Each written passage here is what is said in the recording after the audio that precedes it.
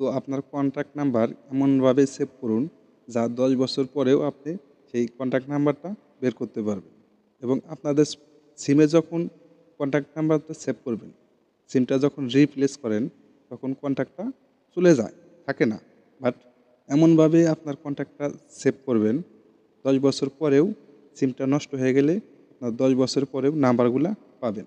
কীভাবে করবেন চলুন আমরা কাজটি করে আসি। সর্বপ্রথম আপনারা প্লে স্টোরে আসবেন। প্লে স্টোরে এসে এই যে কন্ট্যাক্ট, গুগল কন্ট্যাক্ট এটা আপডেট দিয়ে দিবেন। তো আপডেট দেওয়ার পরে আপনারা এই কোনায় আইকনে চলে আসবেন। এখানে আসার পরে এই যে দেখতে পাচ্ছেন কন্ট্যাক্ট সেটিংস, এখানে ট্যাপ করবেন। এখানে ট্যাপ করার পরে এই যে দেখতে পাচ্ছেন অ্যাকাউন্ট, এই যে অ্যাকাউন্ট, আপনারা এই অ্যাকাউন্টে আসবেন।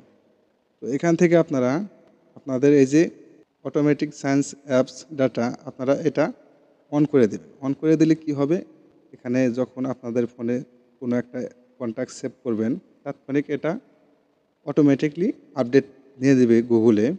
এখানে একটা গুগল অ্যাকাউন্ট দিয়ে আপনারা সাইন ইন করে নেবেন। কারণ যখনই আপনারা নেট কানেক্ট দেবেন তখনই এখানে আপনার সেই নাম্বারটা অটোমেটিকলি আপনার এই নাম্বারটা আপনার জিমেলে নিয়ে নেবে। 10 বছর পরে হলেও এই জিমেল থেকে আপনি আপনার কন্ট্যাক্টটা বের করতে পারবেন। ভিডিওটি ভালো লাগলে অবশ্যই চ্যানেলটি সাবস্ক্রাইব করে রাখবেন। দেখা হবে পরবর্তী যে কোনো ভিডিওতে। আল্লাহ হাফেজ।